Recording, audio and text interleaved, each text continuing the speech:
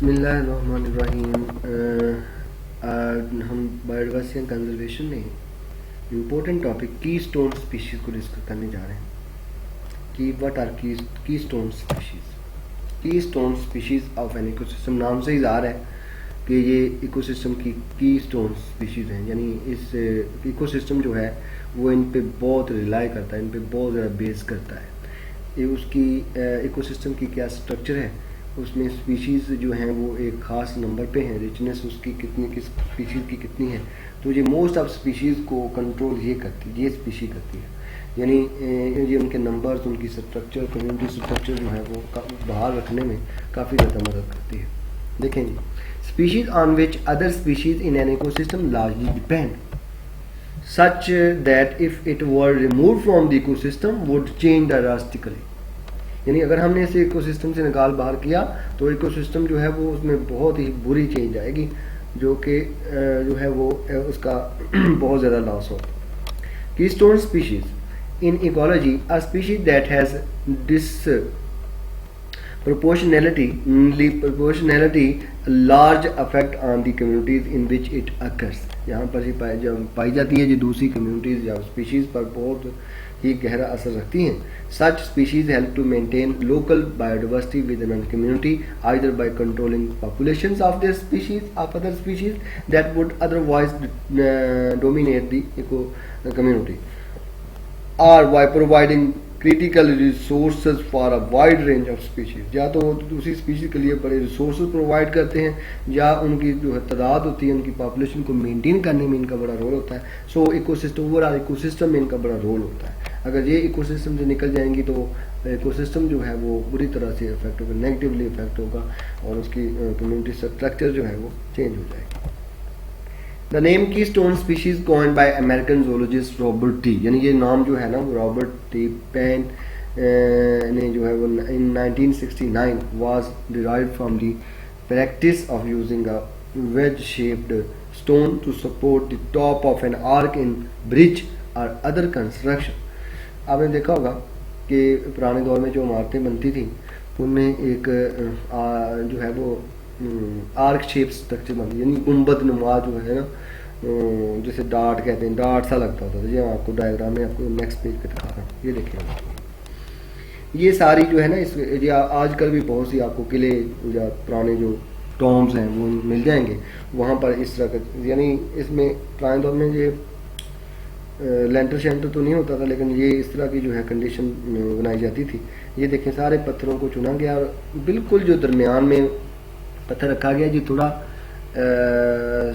यानी तिकोना सा है, और ये पूरे का पूरा जो गुंबद है, पूरे का पूरा जो डूम है वो इस पे बेस करता है, यानी अगर ये टूट गया तो ये सारे का सारा खत्म हो जाएगा। तो ये इसी तरह से कीस्टोन स्पीशीज है, अगर वो इकोसिस्टम से निकाल दी जाएंगी तो इकोसिस्टम डिस्टर्ब हो जाएगा। ये सिर्फ आपको समझाने के लिए है कि कीस्टोन होता क्या है और फिर कीस्टोन स्पीशीज क्या है। कीस्टोन यानी गुंबद नुमा जो शेप बनाने के लिए जो इंजीनियरिंग वहाँ तब जो थी वो इस तरह की, आज भी आपको पुरानी इमारतें 4-4 हज़ार साल पुरानी भी नज़र आ जाएंगी इस तरह की बनी हुई, कोई लेंटर नहीं, कोई सरिया नहीं, बट वो खड़ी हैं बिकॉज उनमें की स्टोन जो हैं वो बेहतरीन किस्म के हैं।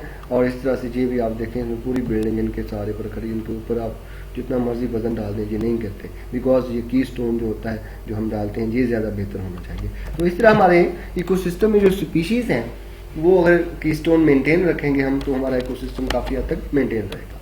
Just as other stones in the construction depend on the keystone for support, other species in a biological community depend on the presence of keystone species। जैसा कि कीस्टोन पर दूसरे स्टोन डिपेंड करते हैं, इस तरह कीस्टोन स्पीशीज पर दूसरी स्पीशीज डिपेंड करती हैं to maintain the community structure.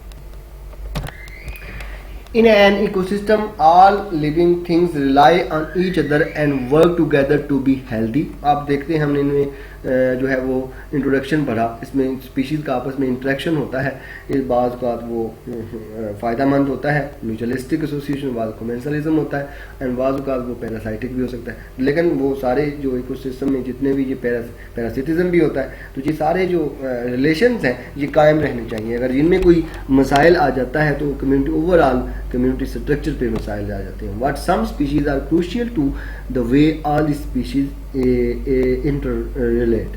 When a keystone species is removed from a habitat, the habitat is dramatically changed.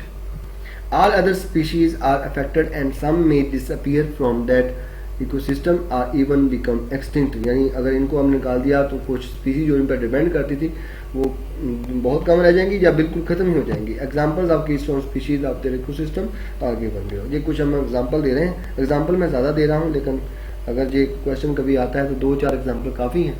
मैं जहाँ पे ज़्यादा एग्जाम्पल दिए हम उनको थोड़ा डिस्कस करेंगे ताकि आप अपने एरिया में भी कोई ना कोई कीस्टोन स्पीशीज ढूंढ सकते हैं. जैसा कि आप इर्द गिर्द नज़र दुड़ाएं तो किसी वीड फील्ड में आप देखें कि जो है ना जो सांप वगैरह होते हैं ये चूहों की पॉपुलेशन को कंट्रोल करने के लिए मदद देते हैं. ये बर्ड्स जो होते हैं अगर हम इनको मारना शुरू कर दें तो ये आपको पता है कि ये इंसेक्ट की पॉपुलेशन जो हमारी हशरात जो पेस्ट हमारी क्रॉप को बहुत ज़्यादा नुकसान हो जाती है उनकी पॉपुलेशन को कंट्रोल करते हैं.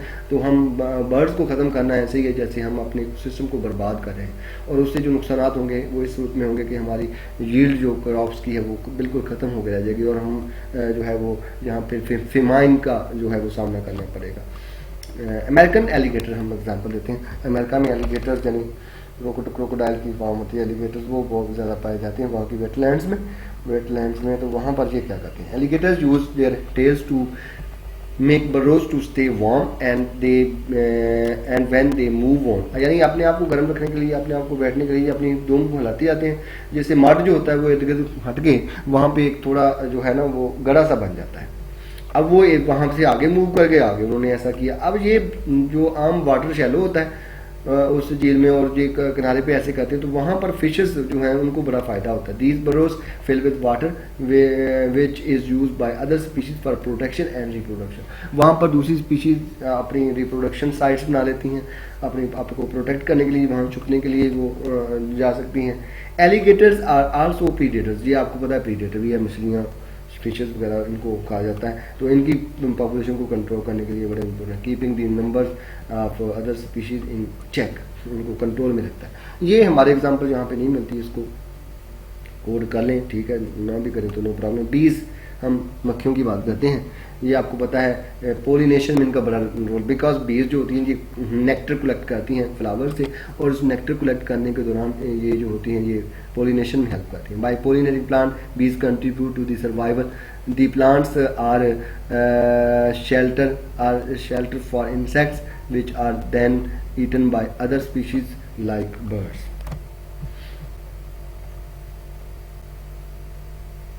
एलिफेंट्स की बात करेंगे. एलिफेंट जो होते हैं बाय ईटिंग स्मॉल ट्रीज, यानी एक तो ग्रास खाते हैं. कंटिन्यूस ग्रेजिंग होती रहे ना तो उसकी प्रोडक्टिविटी में इजाफा हो जाता है. By eating small trees elephant preserve the grasslands because the grasses need plenty of sun to survive. If they were not there, the savanna would convert to a forest or scrublands. Grizzly bears. As predators, bears keep down the number of several species like moose and elk. They also, and ये moose और elk, moose आप जानते हैं ये बहुत बड़ा हरण होता है, ये कनाडा अलास्का वगैरह में पाया जाता है. elk भी एक इस तरह का ही है जो येलोस्टोन नेशनल पार्क में पाया जाता है. ये भी हिरन की किस्म है.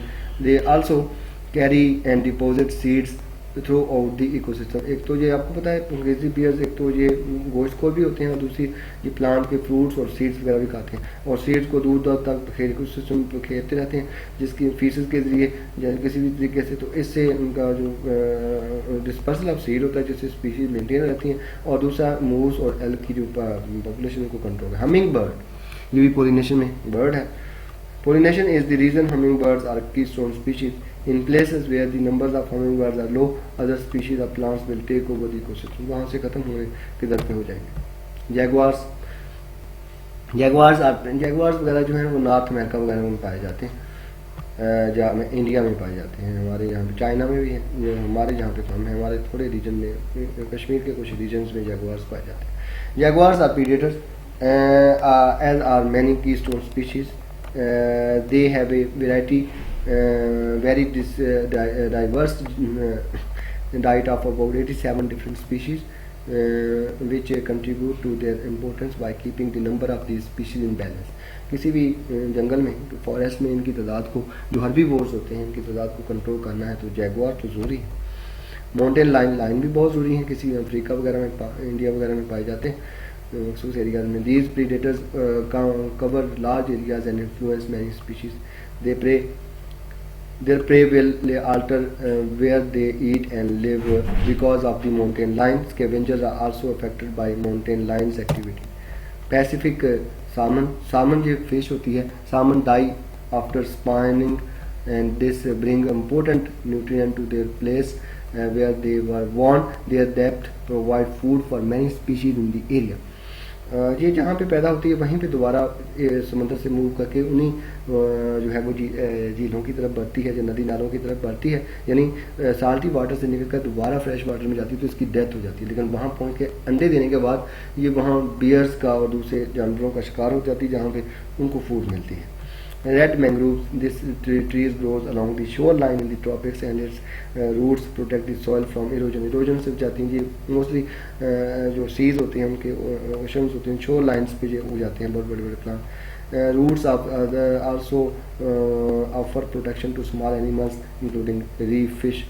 सी ऑटर एक मैमल होता है जो सीज में पाया जाता है, इनकी तादाद बहुत ज़्यादा बढ़ सकती है लेकिन ये खुद भी बड़ा इंपॉर्टेंट है। Sea otters also keystone species in kelp forest. ये केल्प को बहुत नुकसान, केल्प आप जानते हैं ब्राउन एल्जी का जो forest inside seas. They eat many invertebrates but specially sea urchin. Sea urchin को सी ऑटर्स बहुत ज़्यादा खाते हैं। सी अर्चिन जो है ये उसको तबाह करता है केल्प्स को। If there are too many sea urchin they will eat too much of the kelp and destroy it.